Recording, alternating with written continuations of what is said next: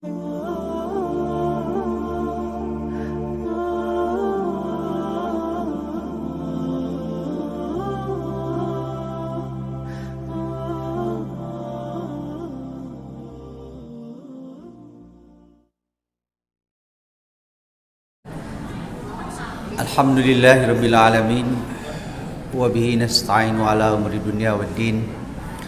Asyhadu an la ilaha illallah wa asyhadu anna Muhammadan abduhu wa rasuluh alladzi la nabiyya ba'dah. Alhamdulillah, kita panjatkan syukur kehadirat Allah Subhanahu wa taala. Pada hari ini kita semua masih diberi kesehatan oleh Allah Subhanahu wa taala. Mudah-mudahan kita semua dapat mensyukuri, memanfaatkan anugerah kesehatan yang diberikan oleh Allah Subhanahu wa taala. Hadirin ikhwati iman rahimakumullah. Syekhul Islam Ibnu Taimiyah ketika beliau berbicara mengenai fitrah manusia, maka beliau membagi fitrah itu ke dalam dua bagian. Yang pertama, beliau menyebut apa yang diistilahkannya dengan al-fitrah al-munazzalah, fitrah yang diturunkan, yaitu wahyu. Jadi kita sebagai manusia untuk dapat hidup secara benar, untuk dapat hidup, dapat menggapai ridho dari Allah Subhanahu wa taala, adalah dengan bimbingan wahyu, itu al-fitrah al-munazzalah. Kenapa demikian? Karena kita sebagai manusia di samping oleh Allah Subhanahu wa taala diberi kelebihan, akan tetapi juga kita ini memiliki keterbatasan. Dan keterbatasan itu dibimbing, dilengkapi dan disempurnakan oleh wahyu. Yang kedua, manusia itu diberi 3 jenis fitrah. Yang pertama disebut oleh Ibnu Taimiyah sebagai quwwatul aql, kekuatan akal atau intelektual. Kemungkinan besar Ibnu Taimiyah sampai kepada kesimpulan ini, paling tidak memahami firman Allah Subhanahu wa taala dalam surat Al-Isra. Walaqad karramna bani Adama wa hamalnahum fil barri wal bahr wa razaqnahum minat thayyibat wa faddalnahum ala katsirin mimman khalaqna tafdila. Sungguh kami sudah memberikan kemuliaan kepada Bani Adam. Karamna Bani Adam. Apa yang dimaksud kemuliaan di sini? Kebanyakan mufassir, mayoritas, yaitu anugerah akal yang diberikan kepada manusia dan tidak diberikan kepada yang lain. Jadi yang menyebabkan kita ini mulia bukan karena jasadnya atau fisiknya gitu. Karena bahan baku dari fisik kita itu adalah dari bahan baku yang bernilai atau berkualitas rendah. Di dalam Al-Quran banyak digunakan dengan berbagai macam kalimat turunannya atau derivasinya ya. Ada turab, Itu kan istilah umum untuk semua jenis tanah, makna generik. Turab, ada tin, kemudian lebih spesifik terkait dengan penciptaan manusia, ada sol kalfakhar min hamaim masnun, ya, dari tanah yang berlumpur, yang berbau situ. Itulah bahan baku fisik kita. Oleh karena itu, fisik manusia itu semakin hari itu bukan semakin bagus, tapi semakin menurun kualitasnya. Dulu saya pertama kali ke Pangalengan itu tahun 85 ya. Saya pikir pesantren ini belum ada tahun 85. Tahun 85 masuk kuliah. Rambut saya hitam. Kalau sekarang sudah nggak ada ya hitamnya ini. Hitam gitu. Kulit juga tahun 85 masih kencang ya. Kalau sekarang sudah ada jalur-jalurnya gitu ya, untuk tidak menyebut keriput gitu. Itu biasanya orang akan cemberut kalau disebut keriput, apalagi perempuan ya. Menurun fisik kita itu. Maka manusia yang ingin menggapai kemuliaan dengan mengandalkan fisiknya, sebetulnya dia seperti membangun istana pasir gitu ya.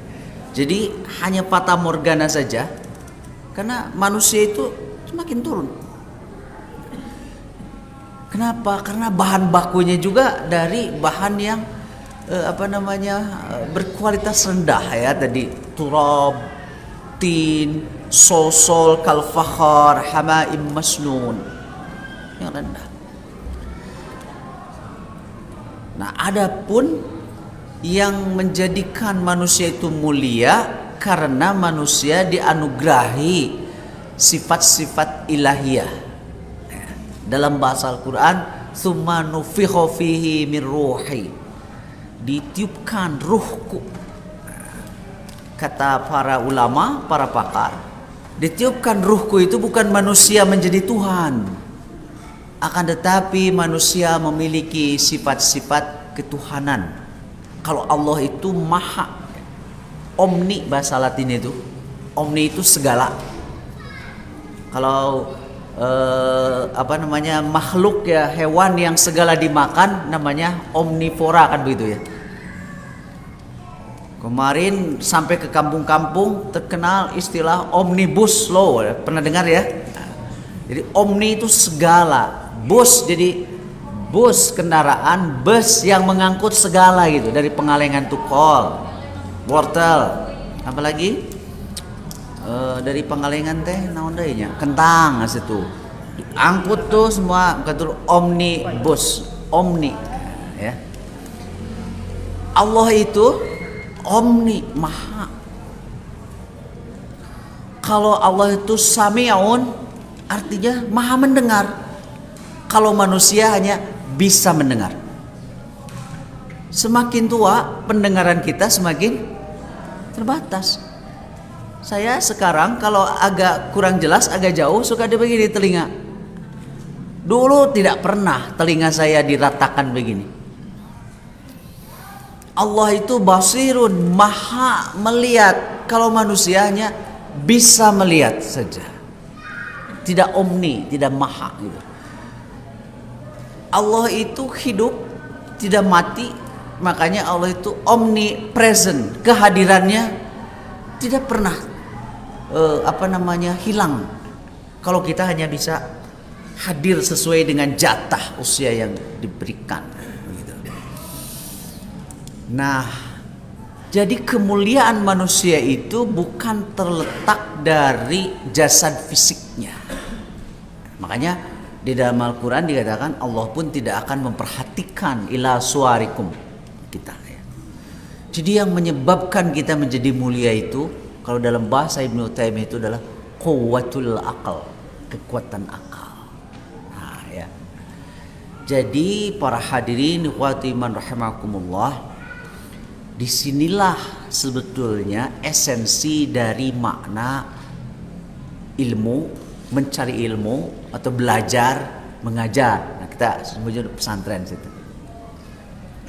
Jadi yang namanya belajar, mengajar atau pesantren, dalam hal ini guru atau ustadz, adalah memanfaatkan quwwatul akal itu.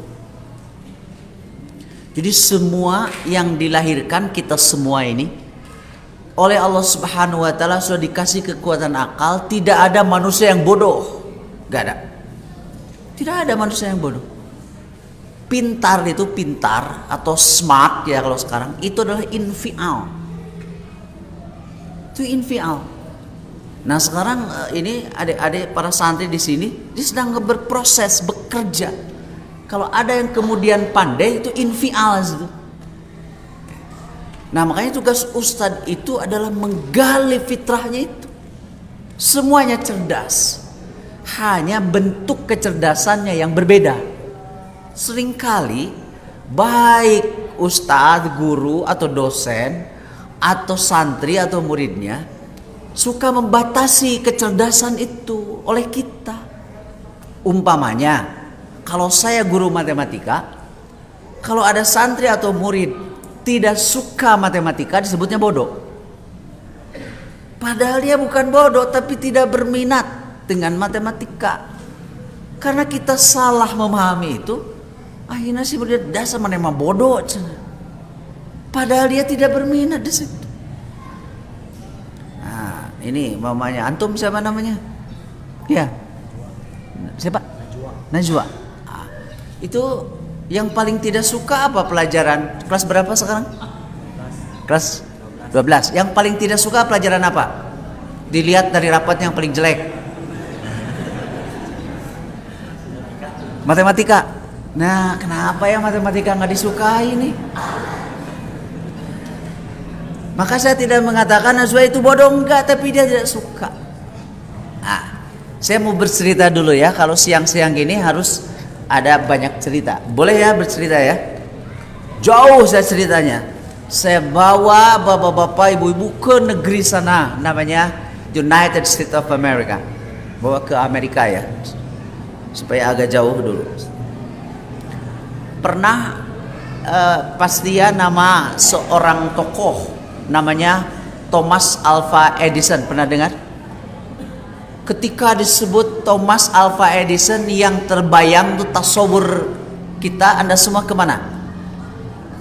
Ke lampu listrik ya? Berarti ini bukan buatan orang Pengalengan ya. Pengalengan tuh buatannya karamel, dodol, apalagi yang permen tuh kopies ya, tuh bisa Belanda tuh, susu. Anda pangan kerupuk, nah, itu Pengalengan. Gak ada lampu.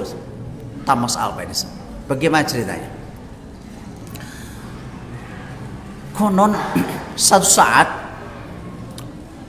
Edison ini membawa surat dari sekolahnya, membawa surat dari gurunya, diberikan kepada ibunya, tidak dibuka. Ya, karena ini surat untuk orang tua. Di urang mah surat kolot dibuka. Begitu suratna teh nyebutkan dia Najwa matematika 5, terdibikan suratna ka kolotna. Ya, jangan ya. Pernah gitu nggak? Ya, tacan berarti erek nih. Jauh gak boleh. Ya, itu adalah bagian dari kejujuran kita ya. Kalau surat untuk orang tua ya untuk orang tua. Bawa surat, dibaca sama ibunya. Isinya apa? Kata sekolah yang terhormat, ibunya Thomas Alva Edison. Edison itu bodoh. Dia tidak bisa mengikuti pelajaran di sekolah ini. Sekolah ini terlalu tinggi untuk Alva Edison. Alva Edison itu bodoh. Jadi kami kembalikan kepada ibu. Kembalikan. Tapi ibunya luar biasa.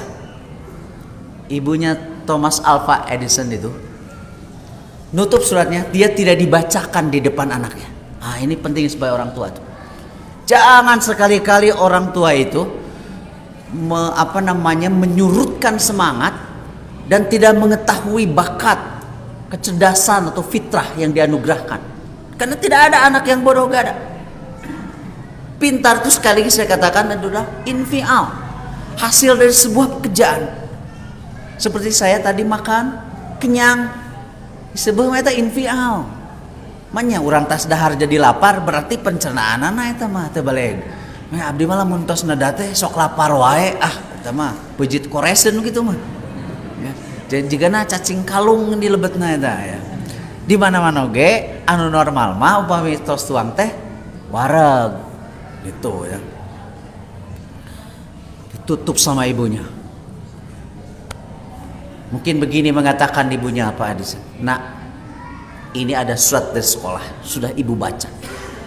Kata sekolah, kamu itu nak terlalu pintar untuk sekolah di situ. Beda kan? Terlalu pintar. Jadi otak kamu itu tidak bisa ditampung. Kamu terlalu pintar. Jadi dikembalikan ke ibu. Muncak emang tersanggupan guru ke pintar teuing hidup mah. Geus we ayeuna mah hidup mah sakola jeung ibu di imah. Senang tuh Edison. Dia mau tiap hari akan ketemu dengan ibunya, sekolah dengan ibunya. Dididik tuh oleh ibunya. Dan yang namanya mendidik itu tadi menggali fitrah. Yang namanya mendidik itu. Karena ingat sekali, tidak ada anak yang bodoh, gak ada. Karena Allah sudah memberikan apa yang oleh Ibnu Taimiyah disebut sebagai quwwatul aqal, kekuatan intelektual. Yang tadi saya bacakan, kata Allah, walaqad karramna bani Adam, kami sudah memberikan kemuliaan kepada anak Adam. Dengan apa? Quwwatul aqal. Dan sekarang terbukti, negara yang maju adalah negara yang rakyatnya berpikir dan menghargai pemikiran. Contohnya Jepang. Di kita kenapa tidak maju? Tidak dididik untuk berpikir dan tidak menghargai orang yang berpikir. Di orang mana dihargai teh nu cicirihilan. Mata kalau ditanya ayeuna cita-cita yang jadi pelawak cenah gitu. Karena tukang lawak di TV sekali naik dibayar 40 juta. Tipirani ge cicirihilan, betul enggak? Ya.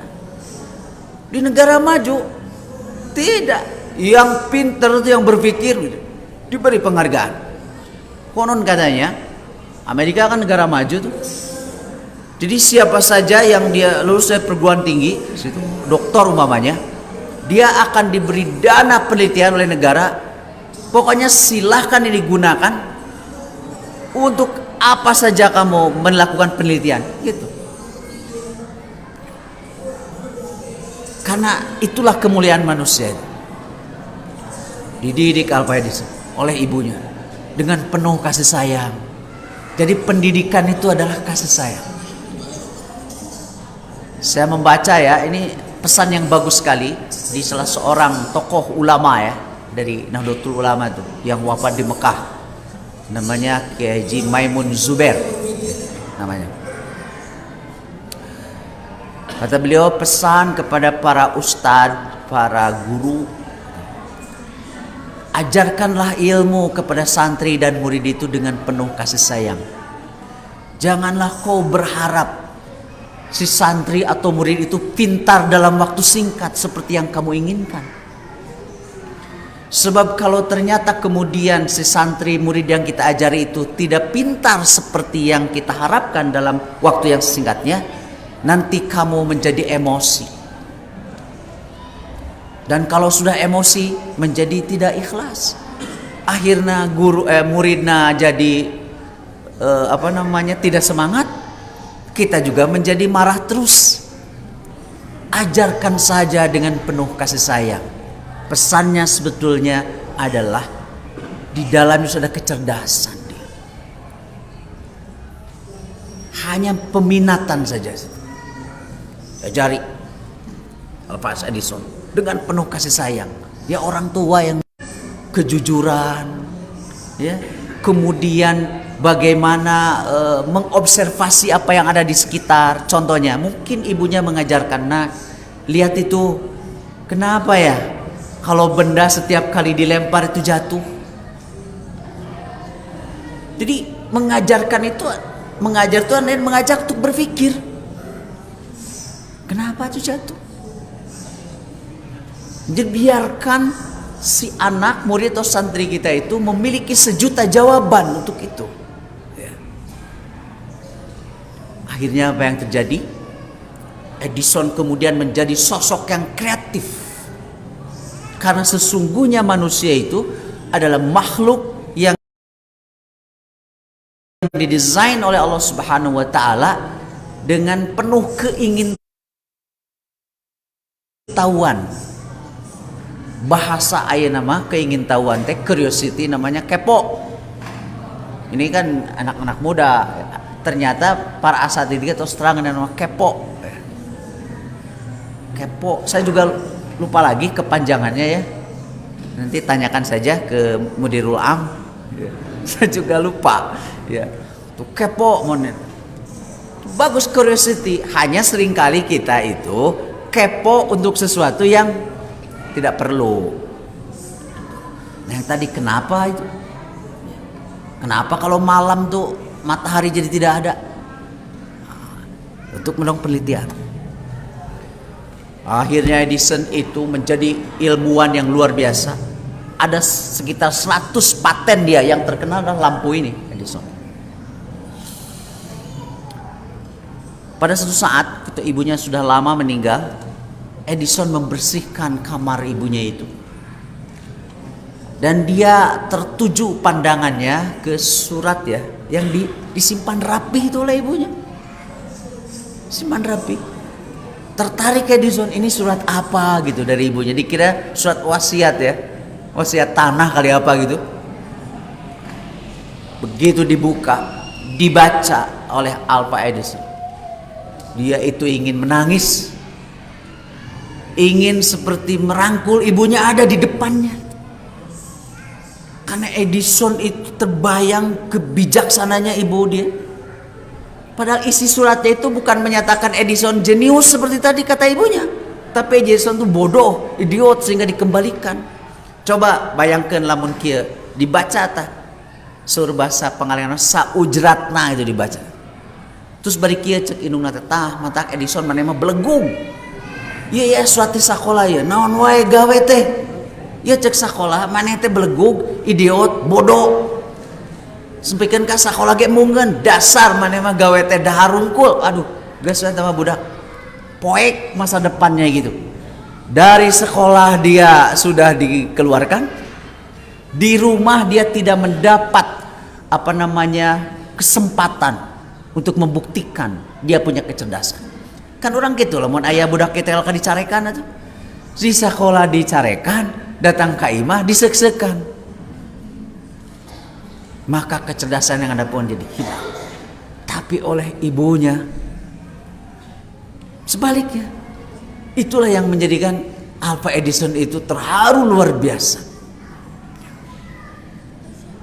Hal yang sama juga sama dengan ilmuwan raksasa yang sampai sekarang belum ada yang mendampingi, namanya Albert Einstein. Dia dikeluarkan, tidak diterima di satu universitas karena dianggap bodoh matematikanya. Apa yang terjadi? Dia raksasa matematika. Begitu, dia raksasa matematika. Jadi mungkin pada saat itu Einstein itu belum tertarik situ. Nah, kembali ingin saya katakan bahwa maunya guru ataupun pesantren, ma'had namanya, atau al-jami'ah atau universitas atau apa, semuanya tugasnya adalah untuk menggali fitrah, itu bentuk kecerdasan itu. Semuanya nih, kalau di pesantren ini ada berapa? Ada santri 1000. Tacan, katakanlah 700 begitunya. Upami kirang 100 tambahan we. Maksud itu ya. 700 umpamanya. Berarti ada 700 kecerdasan. Semuanya akan memiliki minat masing-masing. Nah, itu. Jadi yang minat umpamanya di bidang bahasa, itu yang harus gali terus. Dan ternyata bapak-bapak, ibu-ibu, pesantren Persis itu bisa bersaing juga. Sebulan yang lalu, ya, mungkin Ustaz Uus tahu ya, saya membedah disertasi ya dari lulusan pesantren Persis yang saya dirikan dulu dengan paman saya, guru saya, Ustaz Dadan Hamdan Kausar di Tasik tahun 85. Pesantren Persis nomor 91. Kayaknya lebih tua dari sini ya. Tahun 85.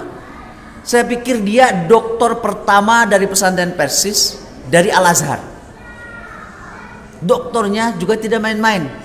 Doktor usul fikih. Itu kalau di ilmu hukum barat itu filsafat hukum. Itu dari pesantren. Saya tahu persis ketika didirikan itu pesantren, paman saya mengatakan, ini namanya mau pesantren Fuqara Masakin katanya. Sebenarnya Ustadz gak usah pakai nama Fuqara Masakin, kayak udah ratang dan ukar itu. Betul. Ya, dan saya itu ingat ya sebagai bagian yang tugas untuk mencari dana ya. Waktu itu zamannya perelek. Jadi saya pergi ke jamaah-jamaah yang lain mengumpulkan perelek untuk rotibah asatid. Dan saya mengajar ya. Itu sejak tahun 78. Jadi saya belajar di pesantren itu. Kemudian sekaligus saya mengajar berdua dengan paman saya. Rotibahnya dibayar setahun sekali. Kalau imtihan. Tapi rasanya seneng gitu. Jadi nunggu setahun teh asal nunggu sebulan balas setahun. Jadi kata paman saya, tapi kayaknya rotibahna lamun imtihan sana. Jadi saya setahun sekali seneng aja situ. Tapi dulu saya mungkin berdoa ya. Ya Allah, saya serahkan kepada Engkau rotibah itu situ dia. Pokoknya dengan mengajar juga saya senang sekali. Tapi kesininya mungkin Allah memberi rotibah dalam bentuk yang lain. Saya berkesempatan untuk sekolah di luar Indonesia lama sekali. Kemudian pergi ke berbagai negara dengan uang yang bukan dari saya. Barangkali inilah yang rotibah yang dibayar setahun sekali itu dibayar kemudian oleh Allah Subhanahu wa taala. Jadi pada asatid di pesantren Al-Firdaus, kalau ada rotibah yang kurang nanti akan dibayar dalam bentuk yang lain. Kira gitu saja. Saya dulu setahun sekali. Dan untuk 6 kelas saya berdua mengajar. Kadang-kadang kalau paman saya tidak ada, kebayang tuh dari kelas itu saya nulis sini. Ya. Mahfudot terus ini. Beres ini lari ke kelas itu. Ya, nanti tulis. Sambil itu nulis, di sini saya terangin. Gitu. Tapi senangnya luar biasa. Nah, itu namanya sekolah itu. Dr. Aib Saifullah Darusman Wiyati itu namanya. Ngambil S2, S3 disitu. Dia Al-Azhar. Saya katakan doktor pertama dari lulusan pesantren Persis. Kalau Ustaz Uus di Libya kan ya. Anak buah Muammar Gaddafi beliau. Itu lulusan pertama dari pesantren yang dulu asatidnya dibayar dengan perelek. Bisa bersaing. Berarti beliau sekelas dengan Dr. Quraish Shihab. Ya, yang di Indonesia dengan Tuan Guru Bajang yang dari Lombok. Begitu. Atau dengan Syekhul Azhar yang mereka rata-rata juga doktor dari situ. Dari terus saya pesan Persis di kampung. Yang tahun 85 itu listrik baru masuk 1 tahun. Jadi saya ketika selesai sampai SMA Tasik itu belum ada listrik sampai tahun 84. Baru tahun 85. Gitu. Nah, dari pesantren ini juga sama. Ustaz Uus dari pesantren ini juga kan? Ke Libya beliau. Sekarang jadi ahli bahasa. Ustaz Uus itu. Nah, berarti kecerdasannya di situ. Mungkin Ustaz Uus juga kayaknya gak begitu mahir kalau disuruh untuk matematika, Ustaz Uus ya. Iya. Lebih baik disuruh nulis teks dalam bahasa Arab dan di situ. Ya. Nah, itu kecerdasan. Jadi Anda semua ini adalah orang-orang cerdas. Tugasnya sekolah itu adalah menggali kecerdasan itu, bukan memaksakan apa yang dimaui oleh gurunya. Umpamanya saya guru fisika, jadi memaksakan semua siswa itu kudu paling terfisika. Kumaha tuh yang gak ada yang lain. Jadi siapa tadi Azwa ya? Najwa ya? Kok kayak Najwa Shihab namanya? Nah, beliau gak suka matematika. Yang paling suka apa pelajarannya? Hah? Oh, saya salah dengar ya. Ternyata paling suka matematika dia. Ya. Ternyata sekarang dari pesantren PSIS juga banyak yang bisa diterima di perguruan tinggi, ya, di perguruan tinggi yang ke fakultas-fakultas eksakta ada gitu. Ya. Jadi kalau dari pesantren PSIS umpamanya masuk ke sastra Arab itu sudah biasa, itu muridnya Ustaz Uus. Ya. Tapi kalau umpamanya diterima di elektro apa di situ, nah tidak ada kecerdasan, semuanya ada. Nah, jadi sekali lagi itulah tugas di pesantren itu, di semua lembaga pendidikan. Jadi 700 kecerdasan itu ya. Hadirin ikhwati iman rahimakumullah. Nah, terkait kemudian saya berbicara mengenai pesantren PSIS dan bagaimana tanggung jawab pengelola kita semua. Ini di PSIS ini berbeda ya dengan di Nahdlatul Ulama umpamanya. Kalau di Nahdlatul Ulama itu pesantren dulu baru ada Nahdlatul Ulama. Makanya di NU tidak ada pesantren NU. Jadi yang mendirikan NU itu adalah pesantren. Makanya yang ada itu namanya dinisbahkan kepada pendiri situ, tokoh ya. Kecuali ada yang dinisbahkan kepada tempat ya, seperti Tebu Ireng yang didirikan oleh Kiai Hasyim Asy'ari situ. Tapi kalau ada pesantren Al Munawwir Krapyak di Yogyakarta itu nama orang. Di PSIS semuanya pesantren PSIS, yang membedakannya nomor. Kenapa? Karena pesantren di PSIS itu didirikan oleh Jam'iyah. Jadi PSIS dulu ada, baru kemudian mendirikan pesantren. Nah itu yang berbeda di pesantren Islam. Jadi mirip kayak di Muhammadiyah. Makanya di Muhammadiyah namanya semua Universitas Muhammadiyah. Nah di PSIS juga sama. Itu bedanya dengan yang di Nahdlatul Ulama ya. Jadi semuanya pesantren PSIS. Ada dua itu tanggung jawab pengelola pendidikan di pesantren PSIS itu. Yang pertama ya, kembali yang saya katakan tadi, adalah tanggung jawab untuk pengembangan keilmuan. Tanggung jawabnya si pengelola itu. Oleh karena itu, kepemimpinan di semua lembaga pendidikan di PSIS itu adalah, kalau memakai bahasa yang lain, itu academic leadership.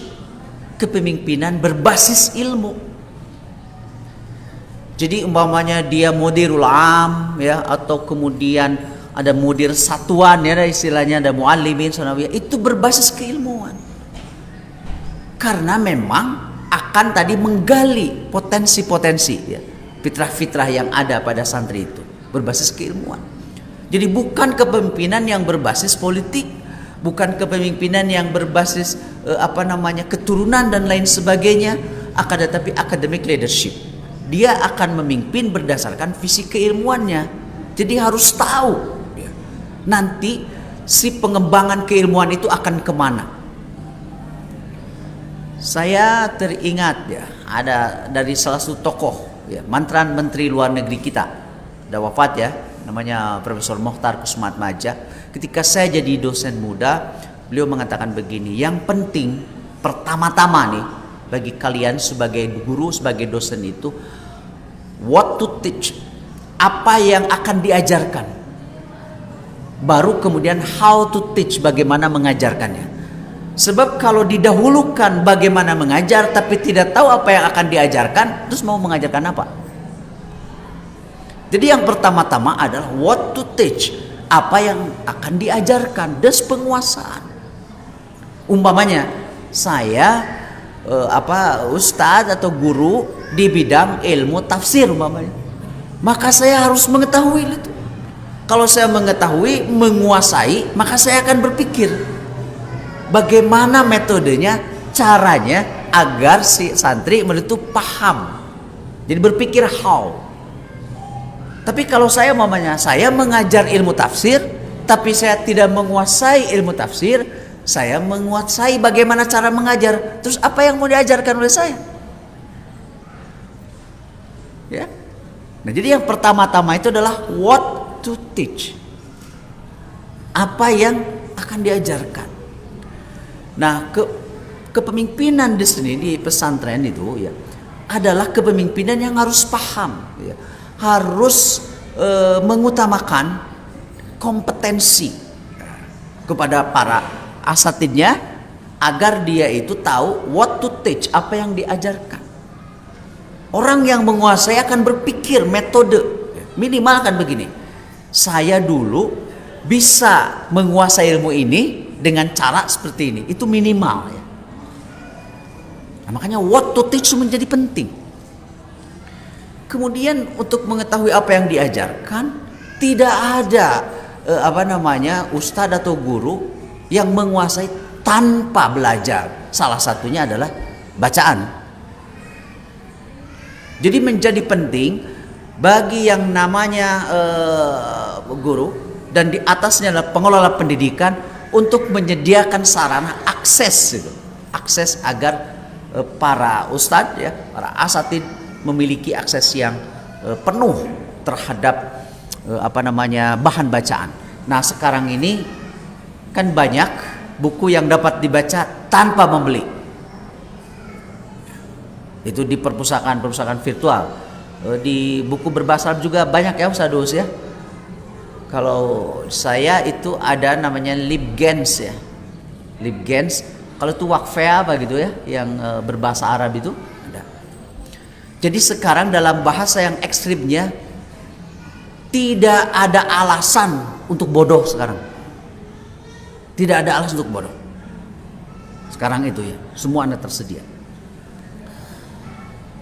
Jadi what to teach. Nah, dalam rangka what to teach ini yang nanti harus dijadikan kebijakan oleh pimpinan pesantren atau mudiram, menghasilkan guru-guru yang menguasai. Nah, maka perlu saya sampaikan begini. Sebagai guru yang bertanggung jawab pengembangan keilmuan, di dalam menyampaikan itu jangan seperti orang yang muntah. Ini lumayan saya jadi guru udah dari tahun 93, sekarang tahun 2000 itu berapa ya? 28 tahun ya. Itu guru di Unpad. Ditambah dengan guru di pesantren di madrasah dari tahun 78 sampai tahun 85. Itu. Yang rotibahnya setahun sekali. Nah, itu, rotibah tahun sekali. Jadi begini. Saya terus merenung. Jadi dalam mengajar itu yang namanya guru, ustadz, pasti dia membaca banyak sumber. Tapi jangan sekali-kali ketika mengajarkan itu memuntahkan semua yang dibaca, semua informasi yang ada. Jadi ibaratnya begini. Saya ini makan semua di situ. Kemudian saya muntah kan, yang muntahnya dia sakit, yang lihatnya geleh kan begitu. Jadi kalau ada guru, ustadz, dia membaca banyak itu, kemudian ngajar di depan kelas, dia baca 15-20 buku, dimuntahkan di situ, pasti eta muridnya bakal garelo kabeh. Liur di situ. Terus si guru oge jika nu utah kan puyeng gitu. Aduh, dina buku ieu can ditepikeun. Nah, buku ieu can ditepikeun. Akhirnya muridnya gelo, guruna stres. Kan jadi begitu. Nah, si ustadz, guru itu, yang apa yang disampaikan kepada murid, energinya tuh. Saya makan, kan yang lain itu perlu energinya dari saya. Saya bisa berbicara semangat, bisa berjalan dengan gesit, kan begitu.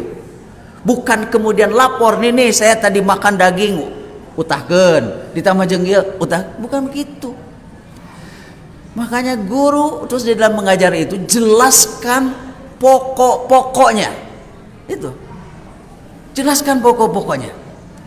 Tidak, pengalaman saya baik sebagai guru atau sebagai murid, Tidak ada sebuah pelajaran yang tuntas begitu, tidak ada. Tapi penguasaan terhadap pokok. Dan di atas itu semua, ya, setelah mengajarkan yang pokok itu, semua guru, semua ustadz dituntut untuk menjadi sumber inspirasi bagi murid. Itulah yang akan melekat seumur hidup dan yang akan menjadi energi bagi santri, bagi murid itu di dalam pengembangan dirinya. Itu yang jadi jangan kering. Saya ketika kelas 6 SD pertama kali diajarkan itu peta dunia. Bagi saya sangat menginspirasi. Tahun 77. Ini belum lahir ini. Ini sudah belum lahir kan? Kenapa belum lahir? Tahun 77. Di mana sekolah saya di kampung, eta murid kelas genep sakelas teh kurus salapan jelema. Salapan. Ya. 4 laki-laki, 5 perempuan. Ketika kelas 1 mah 40. Tapi kelas 3 kalah luar. Bahasa dulu itu istilahnya bijil dulu itu. Kelas 5 ada yang nikah juga. Jadi biasa baheula kelas 5 kelas genep SD narikah teh biasa. Ya. Tinggal salapan. Saya ke sekolah gak pakai sandal, nyeker. Sebetulnya saya harus bersendal oleh ibu saya, tapi mayoritas tebarisan di sendal. Getek cenah gitu bahasanya itu ya, getek. Jadi saya ikut-ikutan. Cari itu peta dunia. 5 benua, nama-nama negara. Saya sangat suka. Ketika pulang kan lewat Galengan tuh. Galengan teh naonnya? Pematang. Sekali-kali kadang-kadang ada pesawat lewat, saya teringat nanti saya harus naik itu kapal. Saya mau ke ibu kota yang tadi saya apalin itu. Gurunya menginspirasi, ya ibu kota Inggris tuh London, ada ini nih di sini di situ. Menginspirasi bisa situ. Itulah kekuatan seorang guru. Konon katanya, ya, Sultan Muhammad Al-Fatih sangat terinspirasi sekali oleh 2 orang gurunya, yaitu Syekh Aq Syamsuddin dan Ahmad Qurani, dengan hadis Rasul yang menurut para ulama sahih itu, ya, la tuftahannal Qastantaniyah ala yadi rajulin fala ni'mal amiru amiruha wala ni'mal jais hadzal jais. Niscaya itu kota Konstantinopel akan ditaklukkan, ya, oleh seorang laki-laki, dan siapa yang bisa menaklukkan kota itu dia adalah sebaik-baik pemimpin dan dia adalah sebaik-baik pasukan. Sangat menginspirasi. Itu yang ada di benaknya itu.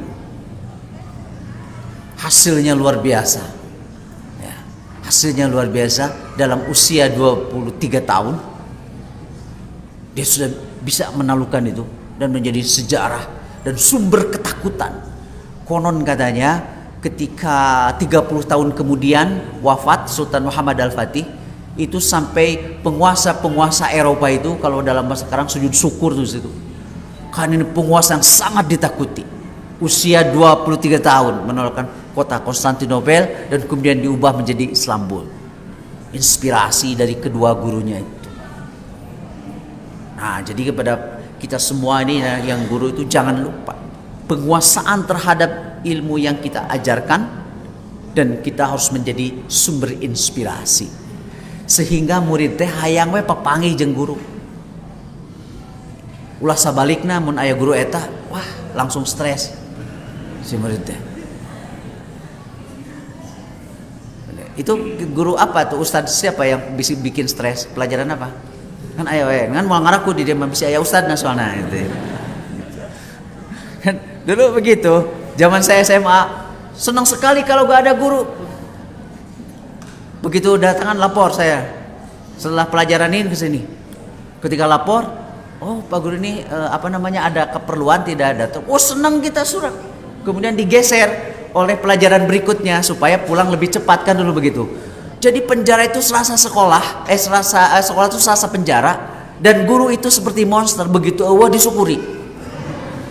Gitu. Tapi ini kalau tidak salah ya, kebetulan anak saya pernah sekolah SD di Australia. Itu mereka kalau libur cari mung libur sekolah. gak mau libur. Makanya lucu di Australia itu libur, tapi pas libur itu dibuka namanya school holiday, sekolah untuk libur ongko pere, tapi ayah sekolah. Di urang mah wah ngadaroa tuh hayang naon libur teh. Matak disungkun ku Allah Subhanahu wa taala diberewe Covid. Stres kabeh lah liburan sekolah. Guru na stres, murid na stres. Da eta tang ngadaroa wae. Ngadua teh. Aduh aja namanya. Jadi kita mah kalau libur teh disyukuri kan, serasa penjara. Nah, itu anak-anak SD anak-anak saya gitu. Mereka gak mau libur, narangkel ka guru nate careurik. Boro-boro urang mau libur mah. Teu diliuk-liuk acan usahana oge. Nah, itu ya. Nah, kenapa? Ini harus jadi tanda tanya oleh kita ya. Samping juga memang problem ya di kita itu, semua negara juga belum mampu memberikan kesejahteraan yang optimal pada para pendidik ini. Tuh, guru SD di Australia itu tiap libur akhir tahun piknik ke luar negeri, gak ada yang piknik lokal. Paling gak di dia mah kasih itu Cileunca kan. Gak ada di situ karena tenang aja, sehingga guru-guru mengatakan begini, saya ngobrol, katanya ini bagi saya sekolah ini rumah kedua gitu. Jadi betah, kucunya gede, libur akhir tahun 3 bulan, parik nih keluar kemana-mana. Termasuk ke situ, ya orang Australia ke situ Cileunca ya piknik dong. Lamun orang situ Cileunca orang dia ke situ lain piknik nah teman, kapaksa. Betul ya, Ustaz ya. Nah ini memang kita harus memuliakan guru itu. Negara kita belum. Harusnya menurut saya kalau atau anggota DPR itu gajinya sebulan bisa mencapai 100 juta ya. Kayaknya guru itu termasuk usaha di pesantren ya paling tidak 35 juta lah sebulan. Kekersa Ustaz cekap segitu 35 juta. Kayaknya sekolah akan menjadi rumah kedua, bahkan pertama. Ya gitu kan. Wah, jika nanti melakukan wah, dia berpikir ingin yang terbaik situ. Menurut saya harus bisa ini negara. Pasti ada kesalahan di dalam mengatur. Berapa sih jumlah di situ? Jadi saya pernah bapak-bapak ibu-ibu ditanya waktu saya mencalonkan hakim konstitusi DPR. Katanya Pak Atip tahu nggak gaji hakim konstitusi? Tidak tahu. Saya juga nggak tahu berapa itu jumlah pastinya dari gaji dosen karena masuk ke rekening. Pokoknya saya terima aja. Pokoknya lebih gede katanya dari gaji dosen. Begini, bapak-bapak harus tahu ya, gaji paling besar di Indonesia itu gaji dosen. Kaget mereka. Yang benar, betul sih. 200 juta sebulan. Paling gede itu. Pada bingung mereka, gimana penjelasannya? Begini sih. Betul itu sekitar segitu. Tapi baru diberikan di dunia itu 10%-nya. Engke 80% di akhirat. Itu ya. Tampaknya itu sebetulnya yang diyakini oleh asatid di pesantren Persis. Itu guru berikan inspirasi. Itu yang tugas tanggung jawab keilmuan yang mudir-mudir itu. Makanya kepemimpinannya saya sebut academic leadership. Jadi dia memimpin itu karena memiliki penguasaan terhadap keilmuan yang what to teach di situ sehingga bisa mengarah. Yang kedua, bapak-bapak ibu-ibu, pesantren Persis itu adalah sekaligus juga tempat pengkaderan pesantren Persis itu. Makanya dulu itu hampir semua lulusan mualimin dan mualimin itu hanya satu dulu, yaitu di Bandung. Dulu itu ya. Itu begitu lulus sudah ditugaskan. Dulu istilahnya itu untuk propagandis Persis ya. Ada yang kenal Allahu Yaram Ustadz Akhyar Suhada dari Cianjur ya, sudah disebut. Saya pikir beliau tuh orang Cibeber, ternyata beliau tuh orang Pamengpek eta Banjaran, ditugaskan ke Cianjur sampai wafat di Cianjur. Ini kan pada orang Pamengpek. Kemudian ada di Pajagalan namanya Allahu Yaram Ustadz Aban Al-Asy'ari, beliau itu orang Subang, tugasnya situ. Dulu saya ketika di Tasik tahun 70-an, saya punya guru mustalahul hadits namanya Ustadz Didi apa gitu. Saya pikir orang Ciawi, ternyata orang Pamengpek. Ditugaskan. Ada juga orang Ranca Ekek kalau tidak salah, namanya Allahu Yaram Ustadz Mu'man Somandri kalau saya tugaskan tuh ke Pamanukan. Saya pikir beliau asli karena ngomongnya kayak orang Pantura. Kan Pantura mah gitu. Satu saat kan beliau cerita, saya yakinnya beliau orang Pantura, sanes lagi akang mah teh di Ranca Ekek. Tapi ieu teh sabab kudu nyesuaikeun jeung gaya bahasa orang Pantura. Di Pantura mah ulah make bahasa Sunda lemes. Urang matak nyeri hate. Contohna kumaha? Contohna kieu. Ana teh narosta kasih murid. Ari tuang rama saha wastanya gitu, saha namina gitu. Gideg. Tuang rama saha namina? Gideg. Stilu kali godegena wae. Tanya we kieu, Bapak sia saha ngaran? Disada euy cenah gitu ya. Jadi di bahasa lemas mah teu ngartoseun. Kan lemas ya, tuang rama saha? Bapak sia saha ngaran? Ngejawab. Tapi ulah di Pangalengan mah tuh. Tugaskan situ tuh. Jadi dulu semua muallimin itu kembali ke daerahnya. Nah, paman saya itu satu angkatan dengan Ustadz Dedi Rahman. Itu sekolah ke Bandung kembali. Makanya saya belajar ke beliau tahun 77, lulus 76. Makanya matang mereka itu. Kembali mendirikan pesantren, ditugaskan seperti itu. Jadi pesantren Persis itu adalah pesantren kader jamiah. Bukan hanya untuk mentransformasi mengajarkan ilmu, tapi harus menjadi kader-kader.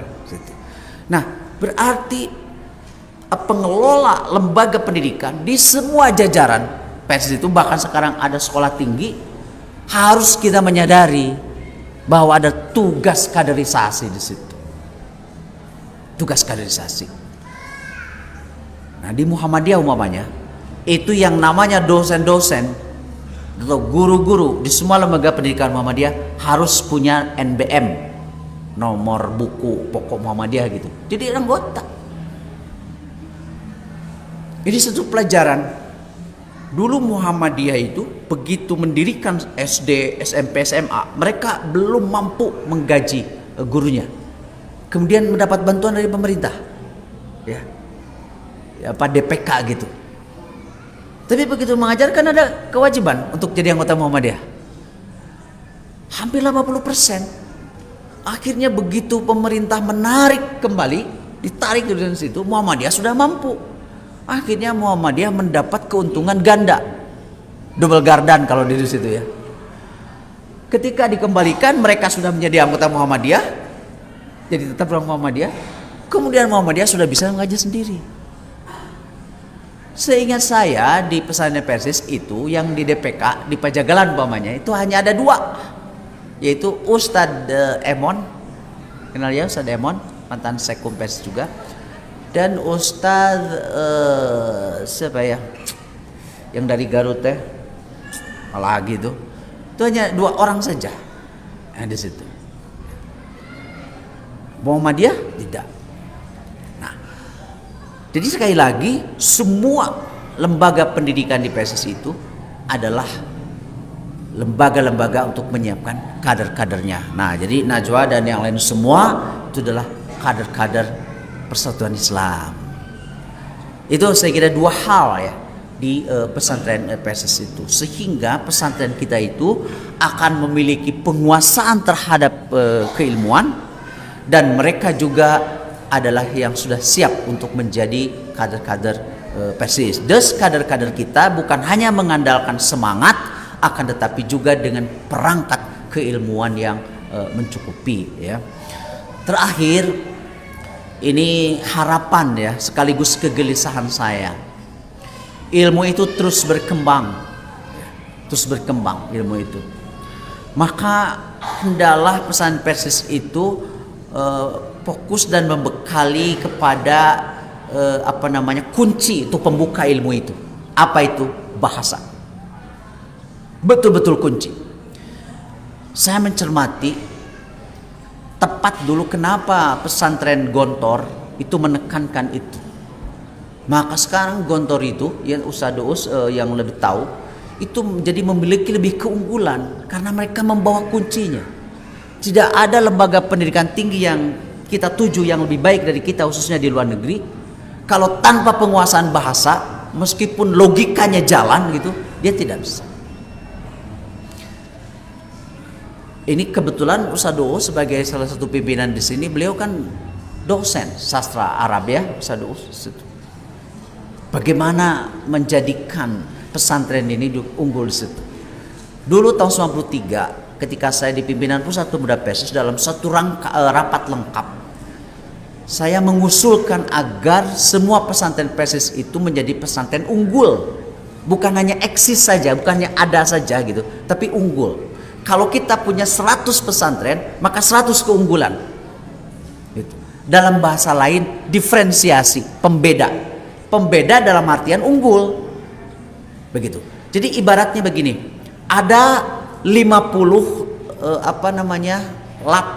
lapak penjual telur, katakan 50. Tukang enog teh payu kabeh. Kenapa? Karena ada 50 itu dia punya keunggulan masing-masing dan dia berpikir gimana supaya beli ke sini. Kan begitu. Ada cara pelayanannya, bahkan nu ieu mah keun bae ngajuk oge asal ulah leuwih ti 3 poe kan di situ. Itu diferensiasi. Hiji nu unggul teh sambalna lu lada kacida. Eta hungkul da sono kadenya teh lain ku sanguna da aya di nu lain oge. Lain sono ku goreng ayamna geus biasa, tapi sono ku sambalna hiji. Ternyata geus keneta kan daharna lain nyocolan sambal da gratis. Akhirnya nu lain jadi dibeli.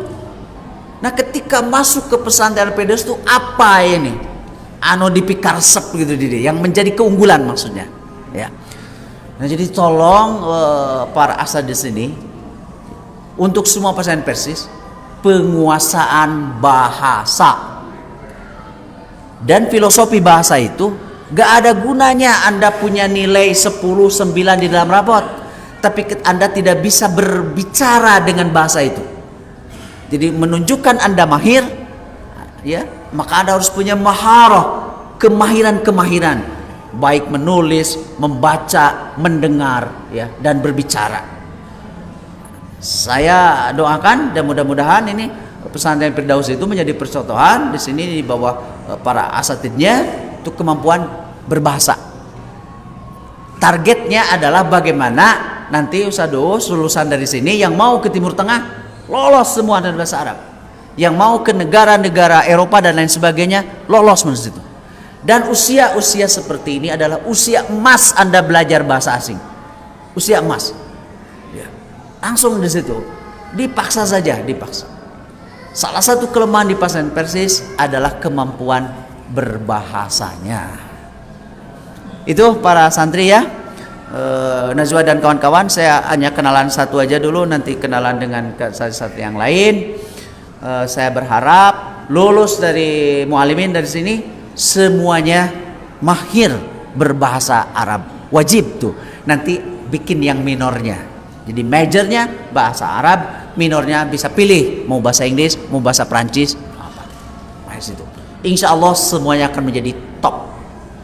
Ingat, tiap pesantren Persis, khususnya pesantren Firdaus harus punya keunggulan, harus punya diferensiasi. Saya kira itu yang bisa saya sampaikan. Mudah-mudahan bermanfaat, dan kepada para orang tua jangan ragu-ragu untuk bekerja sama untuk menitipkan putra-putrinya ke pesantren Al-Firdaus. Kemudian kepada para ustadz, Saya doakan mudah-mudahan rotibah di akhiratnya ya pasti akan diberikan oleh Allah Subhanahu wa taala, dan nanti paling juga ditambah yang asalnya di dunianya 10% sekarang jadi 20% itu. Dan jangan lupa semua santri di sini memiliki kecerdasan, tinggal kita menggali kecerdasan itu, dan tolong pada para santri Anda kenali juga Anda punya kecerdasan apa. Rabbana atina fid dunya hasanah wa fil akhirati hasanah wa qina adzabannar.